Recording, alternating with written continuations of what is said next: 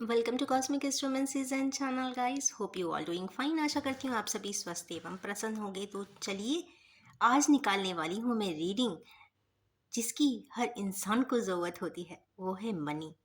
Money एक ऐसा word है जो आपको हर दिन चाहिए होता है। या तो आप उसे एक्सचेंज करके कोई चीज़ परचेज कर लेते हैं, फूड आइटम्स खरीद सकते हैं, अपने बेसिक हाउसिंग के लिए कुछ कर सकते हैं, हेल्थ केयर के लिए कर सकते हैं, एजुकेशन के लिए कर सकते हैं। तो जो बेसिक रिक्वायरमेंट है मनी से फुलफिल होती है। तो मनी से जब ये एक लेवल क्रॉस करके मींस बेसिक रिक्वायरमेंट से ज़्यादा होने लग जाए तो फिर इंसान और भी कई जगह पे से कहते हैं ना इन्वेस्ट करता है, तो उसे बोलेंगे फाइनेंशियल अबंडेंस। तो आज की जो रीडिंग है वो फाइनेंशियल अबंडेंस पे है गाइस, तो खुश हो जाइए। मैंने पहले ही ये सोच लिया था, आज सुबह उठते साथ मुझे वर्ड मनी आया, पर मैंने कहा money is not the right word, इसको फाइनेंशियल अबंडेंस कहते हैं। और चलिए आज निकालेंगे हमारे व्यूअर्स को फिनेंशियल अबंडेंस के लिए किस तरीके की प्रॉब्लम्स हर्डल्स आ रही है। एक गाइडवे मिलेगा जिस पे वो ध्यान रख सकते हैं, कर सकते हैं और आगे के लिए बेटर रिजल्टेंट ले सकते हैं अपने लिए, मीन्स अपने फिनेंशियल अबंडेंस को बढ़ा सकते हैं। बट गाइस याद रखिएगा कि आप उसको उस अबंडेंस के लिए ग्रैटिट्यूड हमेशा पे करना चाहिए। तो चलिए निकालेंगे first card. I will be taking 5 cards and 5 cards for solutions.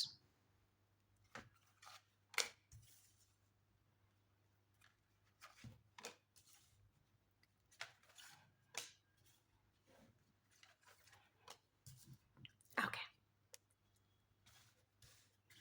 I'm taking 5 more.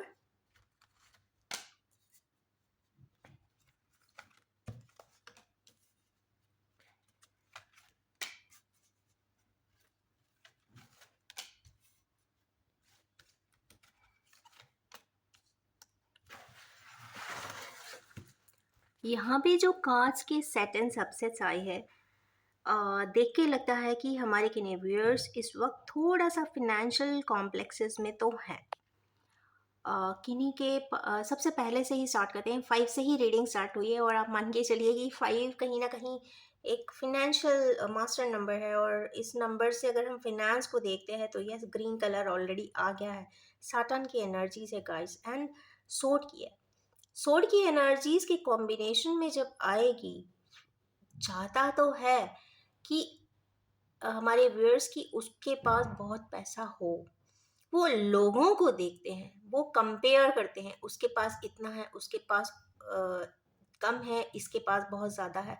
I think ये कंपैरिजन कंपैरिजन से जिस दिन हट जाएंगे आपके पास अबंडेंस अपने आप होगी। दूसरी चीज़ है, you have to focus on your self.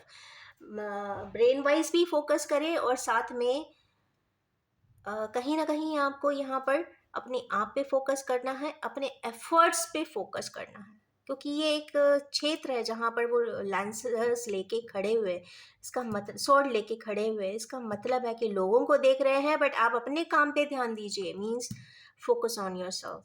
Focus नहीं है, फोकस डिविएटेड है। सबसे पहली बात है, हमारे व्यूअर्स का फोकस ही डिविएटेड है। फाइनेंशियल अबंडेंस तो चाहते हैं परंतु फोकस ही डिविएटेड है। सेकेंड कार्ड देखते हैं। सेकेंड आया है नाइट ऑफ पेंटिकल्स। पेंटिकल्स की बात हो और नाइट ना आए, चाहते हैं चाहे कैसे भी पैसे आ जाए, चाहे कैसे भी नहीं, आपको एक राइट वे प्लान करेंगे, मतलब कहते हैं ना आ जाए पैसा। वो कंप्लीट उसकी प्लान नहीं किए हुए हैं। एक तो प्लानिंग की कमी दिख रही है, मैच्योरिटी की कमी दिख रही है। सपोज एक फैक्ट्री डाली है, फैक्ट्री में किसी ने कहा था वो फैक्ट्री डालो, और चूंकि हमारे फ्रेंड के दोस्त की बहुत अच्छी चल रही है, सॉरी फ्रेंड का दोस्त बोल दिया मैंने, मेरे फ्रेंड के फ्रेंड की बहुत अच्छी चल रही है तो मेरी भी अच्छी चलेगी, और लिया और आपने डाल दिया। फिनेंशियल अबंडेंस के लिए आपकी सेल्फ की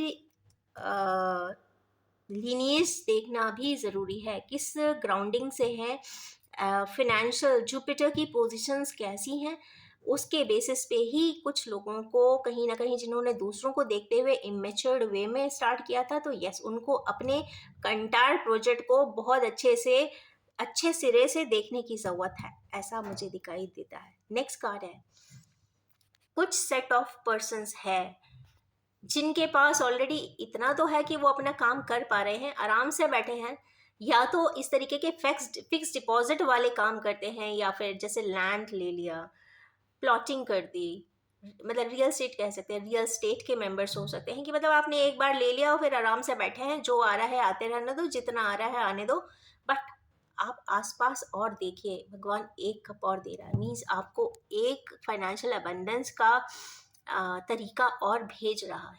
जब तक एफर्ट्स लगाएंगे नहीं, आँख खोल के देखेंगे नहीं, प्लान करेंगे नहीं, आगे अबंडेंस अटकी हुई तो रहेगी। तो उसके लिए देखने की ज़रूरत यहाँ पे दिखाई दे रही है। नेक्स्ट कार्ड यहाँ पे आया है, ये 4 का नंबर है गाइस, राहु का भी है। राहु कई बार फाइनेंशियल इंस्टेबिलिटी भी दे देता है।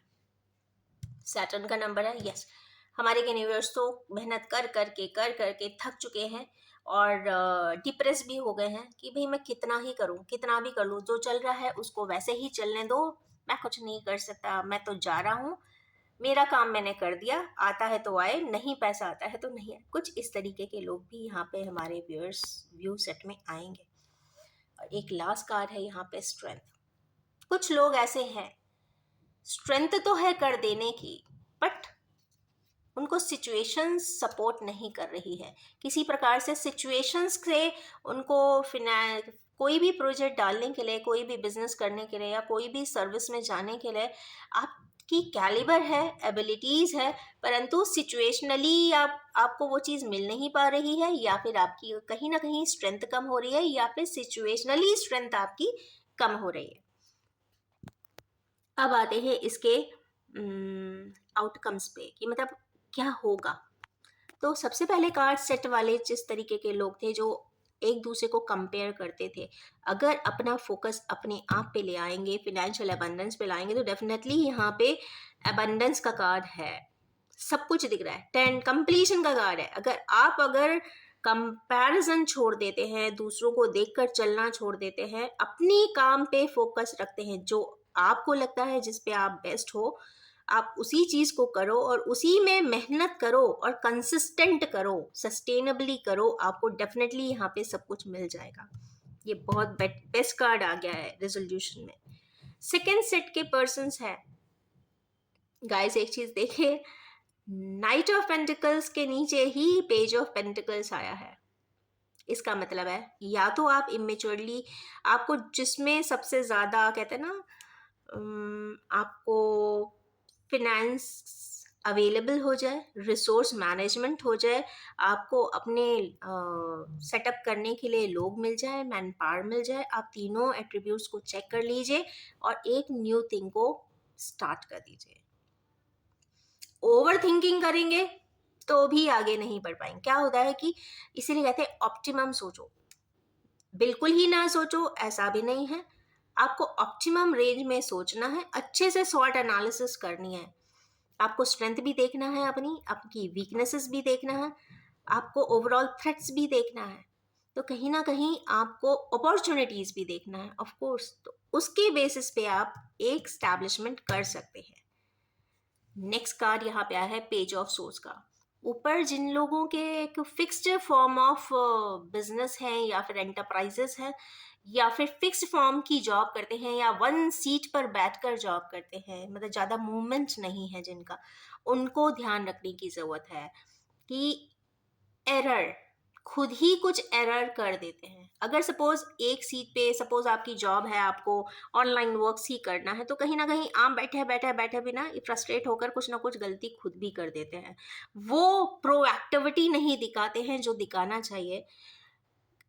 बॉस ने कुछ बोला होता है, उसको समझ नहीं पाते हैं और अपने तरीके से उसको इन्फ्रेंस निकाल लेते हैं। कुछ इस प्रकार की एनर्जीज यहाँ पे दिख रही है। तो ये भी कहीं ना कहीं अगर आप उसको मेच्योरली हैंडल करेंगे, थॉट प्रोसेस जो दिमाग में प्लान बन रहा है उसको एक्सिक्यूट करेंगे, तो डेफिनेटली आपकी फिनेंशियल अबंडेंस में जो भी रास्ते में जो भी ब्लॉकेजेस आ रहे हैं वो नहीं आएंगे।